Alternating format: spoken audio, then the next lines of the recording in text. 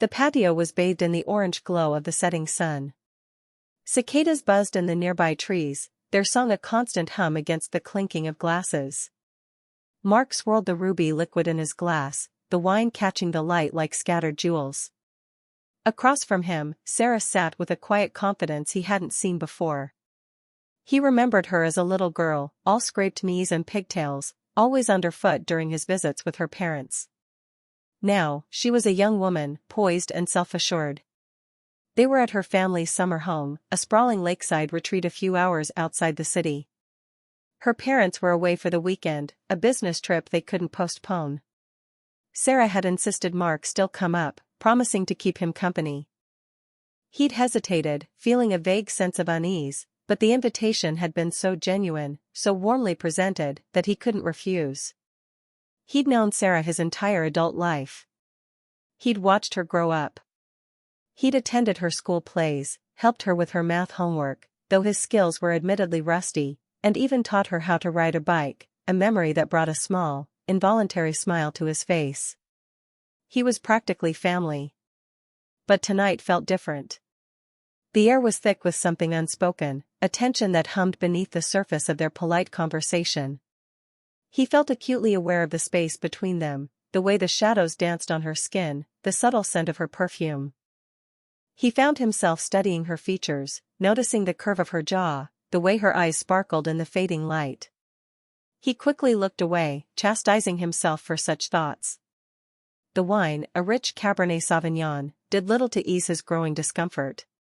He took another sip, the taste suddenly bitter on his tongue. He should never have come. This was a mistake.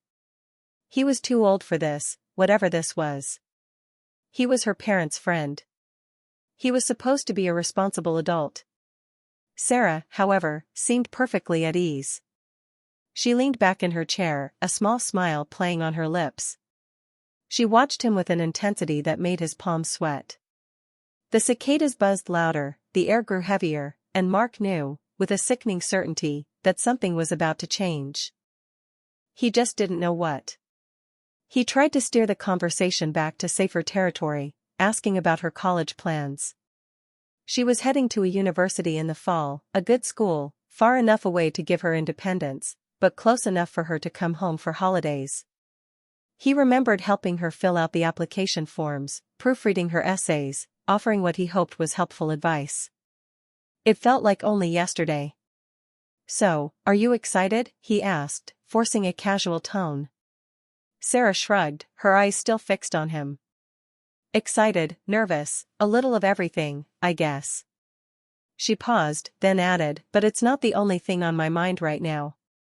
Mark's heart pounded in his chest. He knew what was coming. He could feel it, a wave of dread washing over him. He busied himself refilling his glass, avoiding her gaze. He needed to find a way to diffuse the situation, to gently but firmly remind her of their history, their appropriate relationship. He cleared his throat.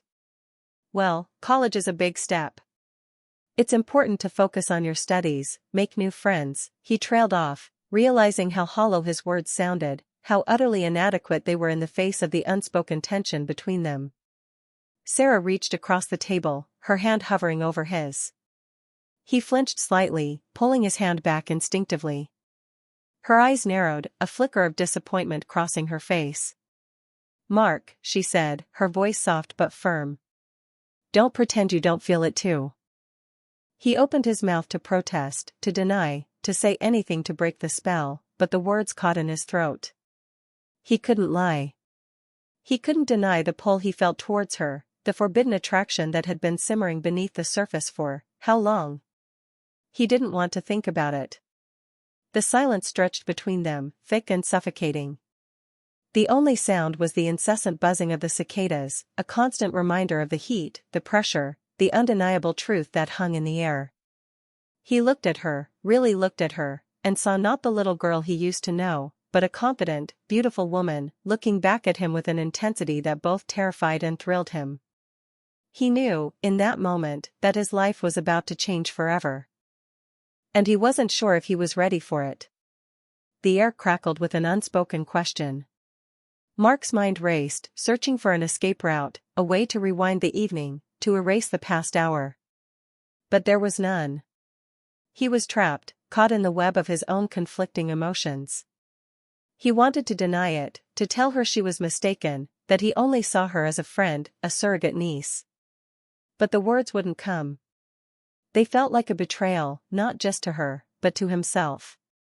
He stared at his wine glass, the swirling liquid a blurry mess. He could feel Sarah's gaze on him, intense and unwavering. He had to say something, anything, to break the silence. Taking a deep breath, he finally met her eyes. "Sarah," he began, his voice hoarse, "this is complicated." She tilted her head, her expression unreadable. "Complicated how?" He hesitated, searching for the right words. "We've known each other for a long time. I've watched you grow up." He stopped, unable to articulate the tangled mess of feelings swirling inside him. "You what, Mark?" she pressed, her voice barely a whisper. He swallowed hard. "I care about you, Sarah. I always have." But, he trailed off again, unable to finish the sentence. The but hung in the air, heavy with unspoken reservations, with societal expectations, with the weight of their history. Sarah leaned forward, her eyes searching his. The candlelight flickered, casting dancing shadows on her face. "Did you ever think about me, like that?" The question hung in the air, sharp and clear, cutting through the layers of unspoken feelings. Mark flinched, as if she had physically struck him. He hadn't expected her to be so direct, so bold. He looked away, unable to meet her gaze. His silence was an answer in itself. He felt a wave of shame wash over him. He was older, wiser, the adult in this situation. He should be shutting this down, protecting her, protecting himself.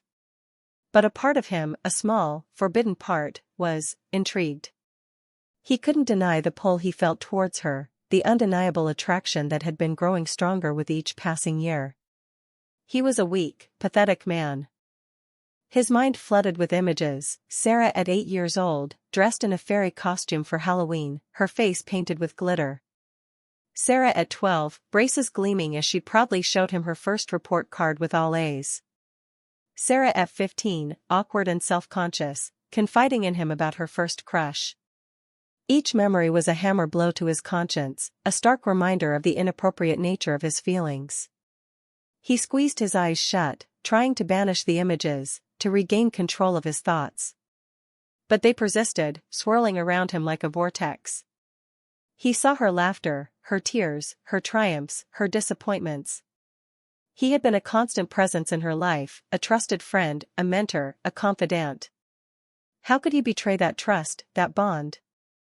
Opening his eyes, he saw Sarah still watching him, her expression a mixture of hope and apprehension. He saw the vulnerability beneath her confident facade, the uncertainty that mirrored his own. He wanted to protect her, to shield her from the consequences of her impulsive declaration. "Sarah," he said, his voice trembling slightly, "you're young. You don't know what you want." Her eyes flashed with anger. "Don't tell me what I do or don't know, Mark. I know exactly what I want." He sighed, running a hand through his hair. He was making a mess of this. He was handling it all wrong.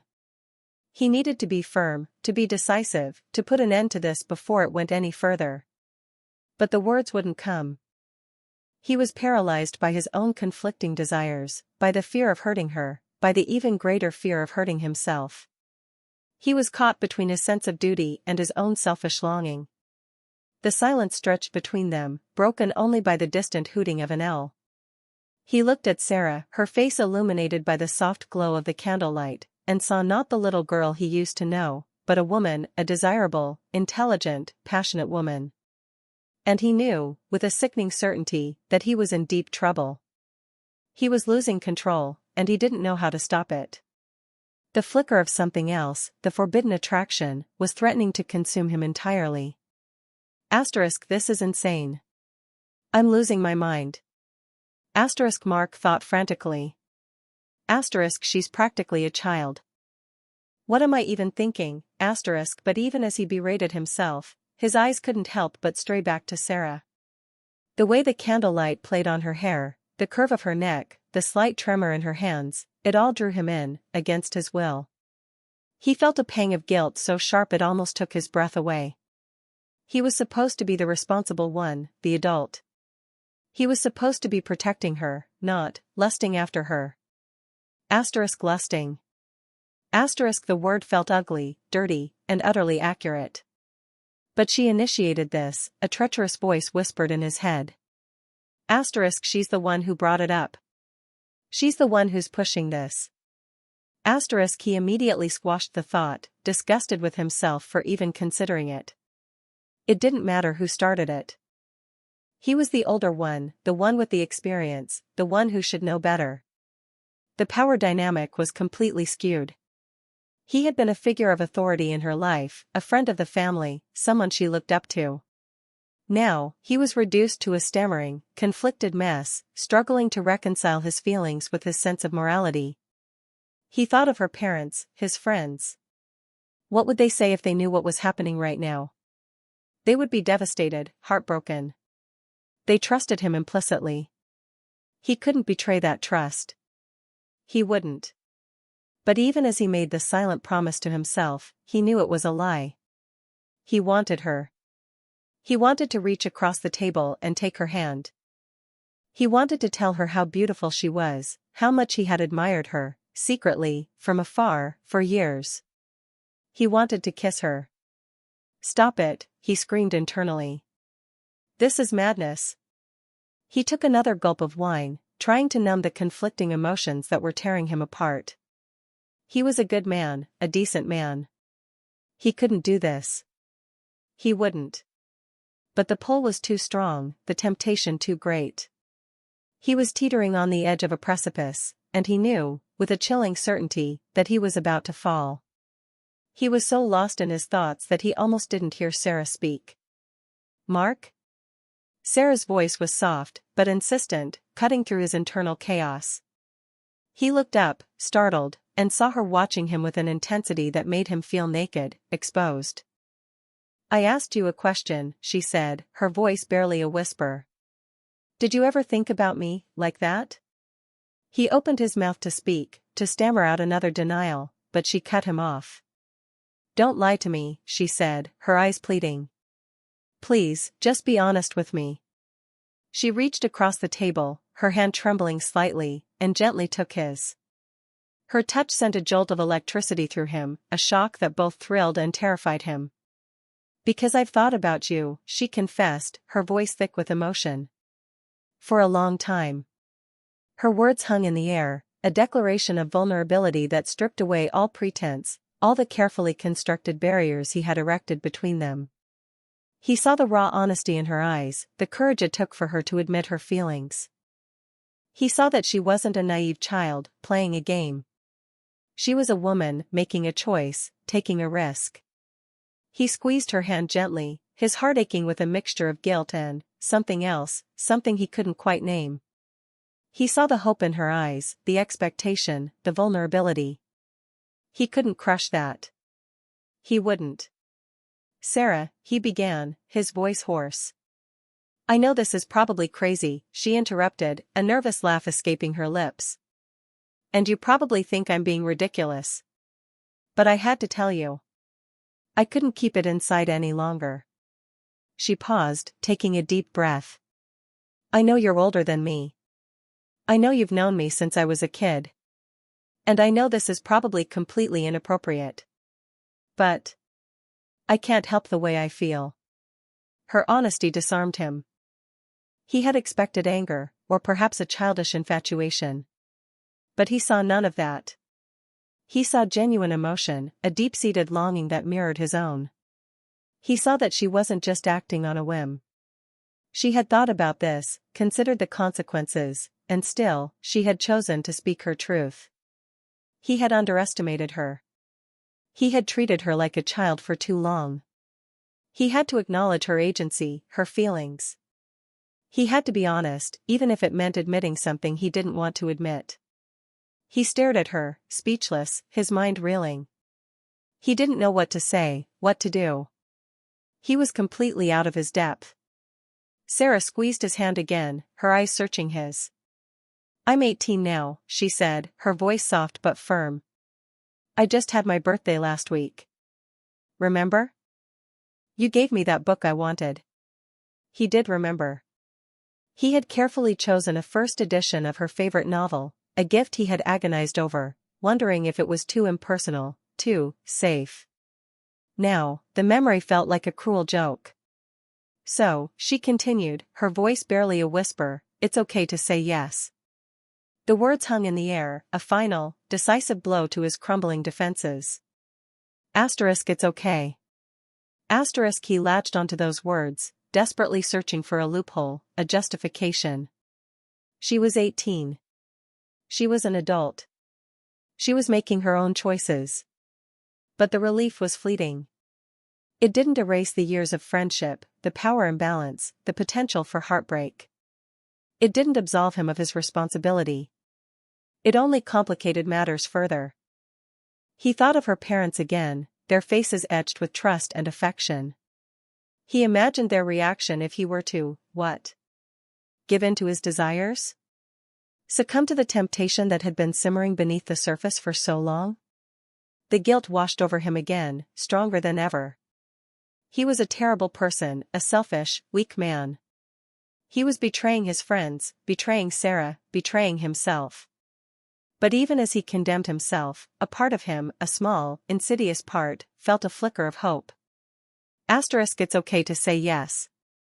The words echoed in his mind, a siren song luring him towards the rocks. Did it change his perception? Yes, in a way. It made the possibility feel more real, more tangible. It removed one layer of guilt, one obstacle in his path. But it also added a new layer of complexity, a new set of questions. Did it alleviate his guilt? No, not entirely. It only shifted the focus, from the age difference to the potential consequences, to the impact on their families, to the long-term implications of their actions. Did it make things more complicated? Absolutely. It turned a simmering temptation into a full-blown crisis, a moral dilemma with no easy answers. He was trapped, caught between his desires and his conscience, and he had no idea what to do next. The silence stretched, taut and heavy, punctuated only by the chirping of crickets and the gentle lapping of water against the shore. Sarah's hand was still in his, her fingers intertwined with his, a physical connection that amplified the emotional intensity of the moment. He could feel the tremor in her hand, the nervous energy that vibrated between them. He knew he had to say something. He couldn't leave her hanging, suspended in this agonizing limbo. But the words wouldn't come. He was paralyzed by fear, by guilt, by the sheer enormity of the situation. He could deflect, pretend he didn't hear her, change the subject, try to salvage what was left of their friendship. He could claim it was the wine talking, a momentary lapse in judgment, a misunderstanding. He could pretend this conversation never happened. But he couldn't. He couldn't lie to her, not after she had been so honest with him. He owed her at least that much. He could admit his feelings, confess the truth that had been simmering beneath the surface for so long. He could tell her that he had admired her, desired her, secretly, from afar, for years. He could tell her that he was drawn to her intelligence, her passion, her beauty. He could tell her that he wanted her, desperately. But he couldn't. He couldn't risk hurting her, destroying their friendship, betraying her parents' trust. He couldn't risk the potential consequences, the scandal, the heartbreak. He could run away, pack his bags, and leave in the middle of the night, pretending he had an emergency, a sudden business trip, anything to escape this impossible situation. He could disappear from her life completely, erasing himself from her memory. But he couldn't. He couldn't abandon her, not when she needed him the most. He couldn't turn his back on her, not after she had opened her heart to him. He took a deep breath, steeling himself for what he knew he had to do. He had to be honest, even if it meant hurting her. He had to be responsible, even if it meant sacrificing his own happiness. "Sarah," he said, his voice trembling slightly, I don't know what to say. Her eyes searched his, her expression a mixture of hope and apprehension. Just, tell me the truth, Mark. That's all I ask. He hesitated, then took the plunge. Yes, he confessed, his voice barely a whisper. I have thought about you, like that. Her eyes widened, a flicker of surprise crossing her face. For a moment, she simply stared at him, speechless. Then, a slow smile spread across her lips. Really? She whispered, her voice filled with disbelief. He nodded, unable to meet her gaze. Yes, really. A wave of relief washed over him, followed immediately by a wave of guilt. He had said it. He had admitted the truth. He had crossed a line, and there was no going back. The world felt different now, altered by the simple act of uttering the truth. The air, once heavy with unspoken tension, now crackled with a new kind of energy, a potent mix of anticipation and uncertainty. He had opened Pandora's box, and he had no idea what would come out. Sarah's smile faded slightly, replaced by a look of cautious optimism. So, what happens now? She asked, her voice barely audible above the chirping of the crickets. He didn't know. He honestly didn't have the slightest idea. He had crossed a line, and the landscape of their relationship had been irrevocably changed. There was no going back to the comfortable familiarity they had once shared. There was only forward, into the unknown. He could try to backtrack, to downplay his confession, to convince her that it was a mistake, a fleeting moment of weakness. He could try to salvage their friendship, to rebuild the trust that he had so carelessly jeopardized. But would it ever be the same? Could they ever look at each other again without remembering this moment, this confession, this irreversible shift in their dynamic? Or, he could embrace the potential for something more, explore the uncharted territory that lay before them. He could allow himself to be vulnerable, to be honest, to see where this unexpected connection might lead. But could he risk the consequences, the potential for heartbreak, the damage to their families? The silence stretched between them, filled with unspoken questions, with unacknowledged fears. He looked at Sarah, her face illuminated by the moonlight, and saw a reflection of his own uncertainty. She was waiting for him, poised on the edge of a decision that would change both of their lives forever. He squeezed her hand again, a silent acknowledgement of the weight of the moment. I don't know, he said, his voice honest and raw. I need time to think. I need to figure out what I want, what's best for both of us.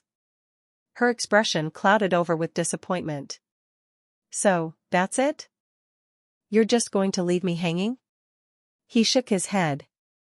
No, that's not what I'm saying. I need time. Please, just give me some time. He saw the tears welling up in her eyes, the disappointment etched on her face. He had hurt her, he knew he had. But he couldn't rush into something he wasn't ready for. He couldn't make a decision that would have such profound consequences without careful consideration. He stood up, pulling her gently to her feet. Let's go inside, he said, his voice soft. It's getting late. She didn't resist, but she didn't meet his gaze. She simply followed him silently back into the house, the weight of their unspoken feelings hanging heavy in the air. The friendship they once shared was gone, replaced by something new, something uncertain, something potentially dangerous. And neither of them knew what the future held. Upstairs, in the guest room, Sarah lay in the darkness, staring at the ceiling. Tears streamed down her face, a mixture of disappointment, relief, and a strange sense of vindication. She had said it. She had finally spoken the words that had been burning inside her for so long. Why had she done it? Was it a long-held crush, a secret infatuation that had blossomed over the years? Yes, in part. She had always admired Mark, his intelligence, his kindness, his quiet strength.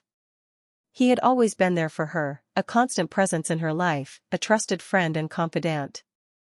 As she grew older, her admiration had slowly morphed into something more, something she had tried to suppress, to ignore, to deny. Was it a rebellious act, a way of asserting her independence, of breaking free from the constraints of her upbringing? Perhaps a little. She was on the cusp of adulthood, ready to leave home, to forge her own path. She was tired of being seen as a child, of being told what to do, of living under her parents' watchful eye. Confessing her feelings to Mark was a way of declaring her autonomy, of taking control of her own destiny. But there was more to it than that. She genuinely cared for Mark, deeply and sincerely. She wasn't just acting out, or seeking attention. She truly believed that there was a connection between them, a spark of something special that had been waiting to be ignited. She had seen it in his eyes, in his subtle gestures, in the way he looked at her when he thought she wasn't watching. She wasn't imagining it. She knew he felt something too. How was she processing Mark's reaction? Disappointment, definitely. She had hoped for a more immediate and enthusiastic response. She had wanted him to sweep her off her feet, to declare his undying love, to promise her a future filled with happiness and passion. But she had gotten honesty instead, a cautious and hesitant admission that he shared her feelings, followed by a request for time to think. It wasn't what she had wanted, but it wasn't a rejection either. He hadn't dismissed her, or ridiculed her, or told her she was crazy. He had acknowledged her feelings, and he had admitted his own. That was enough, for now. She knew that the road ahead would be difficult, filled with challenges and uncertainties. But she was willing to face them as long as she had Mark by her side. She believed in their connection, in their potential. She was willing to fight for it, to wait for it, to do whatever it took to make it work. She just hoped that Mark felt the same way. She hoped that he would eventually choose her, choose them, choose love over fear. She closed her eyes, and whispered into the darkness, "Please, Mark. Please don't let me down." Downstairs, Mark poured himself another glass of wine, the ruby liquid swirling in the glass like a reflection of his own turbulent emotions. He stood by the window, gazing out at the moonlit lake, the water shimmering like 1,000 scattered diamonds. He had made a mess of things, he knew that. He had opened a door that could never be closed, and he had no idea what lay on the other side. He knew that he couldn't stay here, at the lake house, with Sarah. He needed space, time to think, to sort through his feelings, to make a decision that would have profound consequences for both of their lives. He would leave in the morning, before she woke up. He would leave a note, apologizing for his abrupt departure, promising to call her soon. But what would he say when he called? Would he tell her that he had made a mistake, that he couldn't pursue a relationship with her, that it was too risky, too complicated, too wrong? Or would he tell her that he was willing to take a chance, to defy expectations, to risk everything for the possibility of love? He didn't know. He honestly didn't have the slightest idea. He was torn between his desires and his conscience, between his fears and his hopes, between his duty and his heart. He was trapped in a moral dilemma with no easy answers, and he had no idea how to escape. He finished his wine in a single gulp, the taste bitter on his tongue. He was a coward, he knew that. He was running away from his problems, shirking his responsibility. But he couldn't face Sarah right now, not after what had happened. He needed time to process, time to decide. He went upstairs to his room, his footsteps heavy and reluctant. He lay in bed, staring at the ceiling, his mind racing with thoughts and emotions. He couldn't sleep. He tossed and turned, haunted by Sarah's face, by her confession, by his own conflicted desires. He knew that their relationship had been irrevocably changed, regardless of what happened next. The comfortable familiarity they had once shared was gone, replaced by something new, something uncertain, something potentially dangerous. They were both grappling with the situation, struggling to reconcile their feelings with the realities of their lives. The story ends there, unresolved, with Mark and Sarah both caught in the aftermath of their confessions, their futures uncertain, their relationship hanging in the balance.